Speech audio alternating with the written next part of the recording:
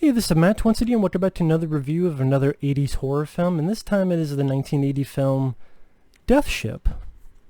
Now, I know most people would say they prefer Ghost Ship instead, but other than the opening of Ghost Ship, I don't really care for that film at all. Story-wise, character-wise, ending-wise.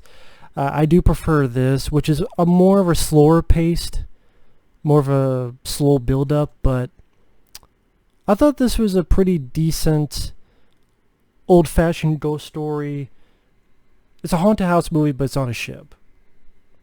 And I like that cover too, which Ghost Ship pretty much stole. Those who survive the ghost ship are better off dead. Now, as you tell there, it does star George Kennedy and Richard Crenna.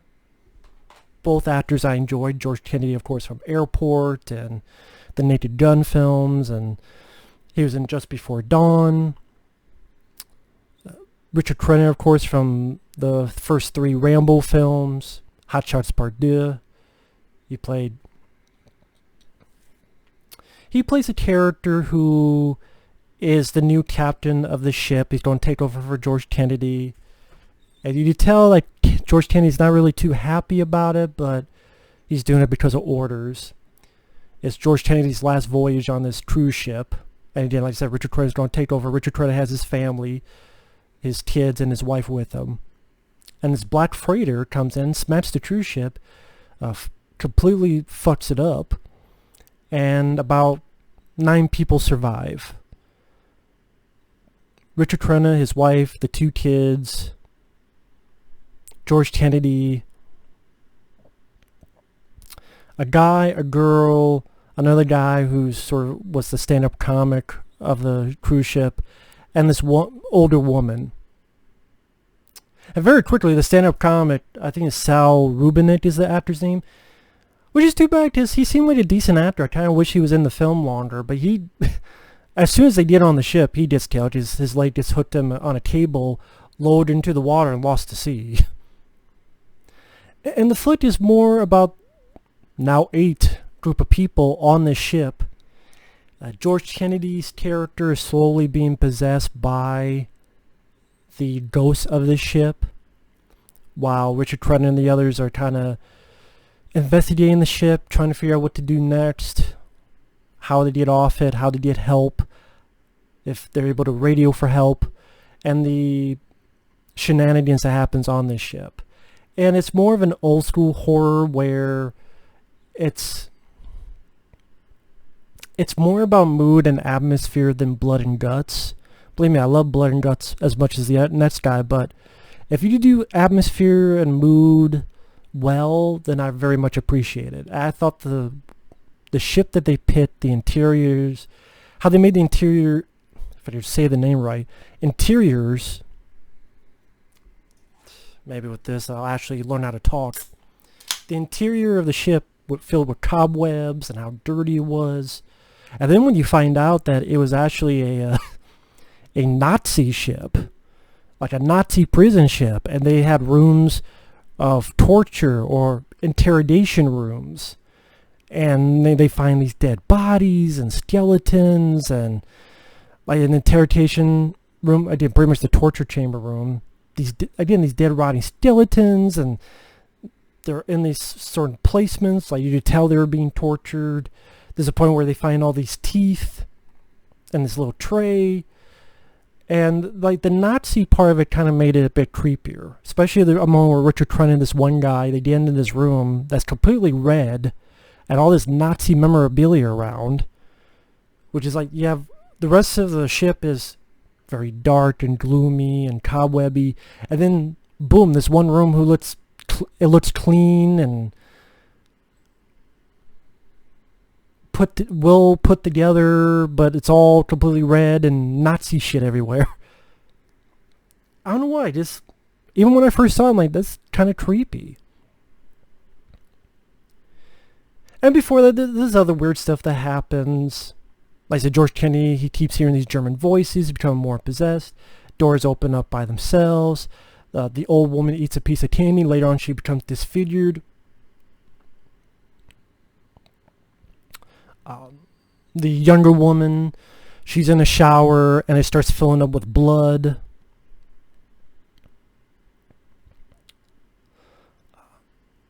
I mean, I just say this.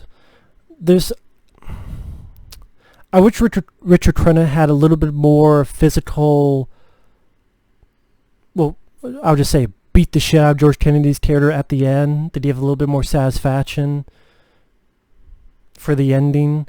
And I could agree that the pacing could be tightened up a bit. I mean, it's not a long film, but still, it could be, there's parts of the film where you see, you know, you could tighten that up there, tighten that up here. I think it would have the film play better.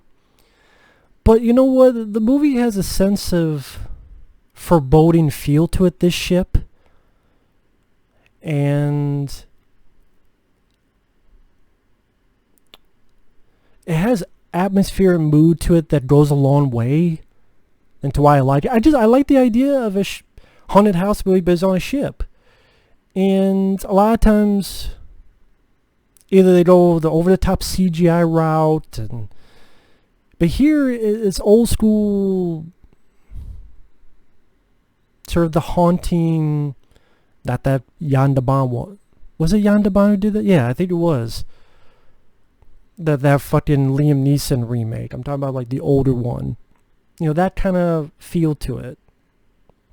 Which you don't get a lot nowadays, because to be honest, the audience will feel it's too boring. And even I'm saying this pace could be tightened up a bit, but I can't say I was bored by it. Richard Crenna, I mean, there's not a lot to his character, but I like him as an actor. And it's nice to see him in this flick. George Kennedy, I also liked as an actor. It's kind of neat to see him play a villain and go a bit crazy. One scene I remember being creeped out, even when I first saw this, is when Richard Crenna and this other guy, I think that guy's name is Nick Mancuso, this projector starts playing Hitler, you know, movies of Hitler. And then Mancuso's like ripping the screen, and Richard Crenna's smashing the projector, but the Hitler footage is still playing, and this wine of electronics is rising up, and you know, they're both, the ears are getting ruptured, and Mancuso's being freaking out. He's still trying to get this fucking Hitler footage out of there. It's, no matter what you do, it stays there on the wall. And then this guy lunges for George Kennedy, and all of a sudden he's almost like teleported, or the whole thing was hallucination. Now he's out on the deck in this pit, in this net filled with skeletal remains. Of course, the guy's like screaming to death and scared to death, until George Kennedy just drops the net, boom, right into the water. And I don't know, that whole scene, some people find it funny or goofy, but to me, I thought it was just kind of creepy, the way it played out. And I was talking about atmosphere, the scene where Richard Crenna is like, okay, we're going to take a raft, a life raft, we're going to get the hell out of here. But in order to get the raft, they got to go in this freezer where there's a bunch of dead bodies hanging on hooks. I thought, okay, that is I thought a little bit of an effective, creepy sequence where there's a freezer, there's body after body after body, all on hooks as if they're a rag of meat, rag of lamb, and Richard Crenna moves through them. And yeah, it's not action. It's not an action film. It's not a blood and guts film. Like I said, the atmosphere and mood to me, and the interior of the ship, and the idea, the premise, plus liking Richard Crenna and George Kennedy, to me, all that put together went a long way for me. Now, the finale, I wish that, like I said, that Richard Crenna really beat the fuck out of George Kennedy and then left him there and then got the wife. Instead, George Kennedy kind of beat the shit out of Richard Crenna, knocked him out. George Kennedy takes the wife. But then the wife just sort of gets out on her own and goes back to Richard Crenna. Just that, but at this point, the freighter has found another cruise ship and it's going that way, and George Kennedy doesn't like that, so he's trying to stop the ship, stupidly.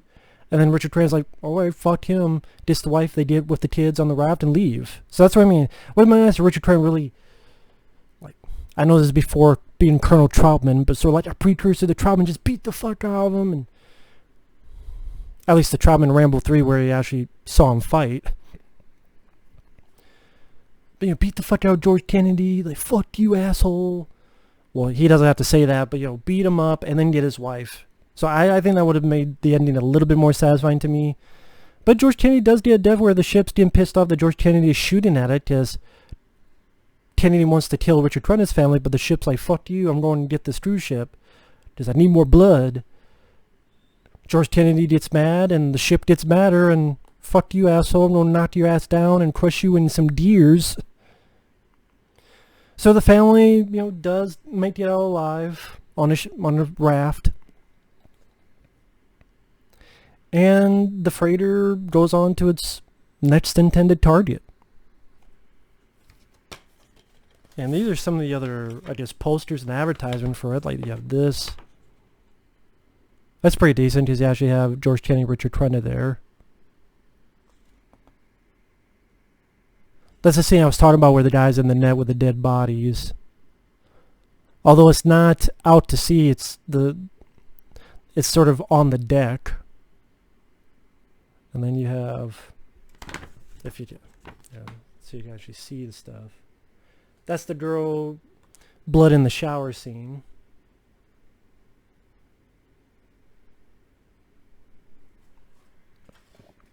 See, I know a lot of people are not a big fan of this film. There's a Blu-ray with features, but I never got it because everyone just pretty much talks shit about the movie and say how awful it is. And I'm like, whatever.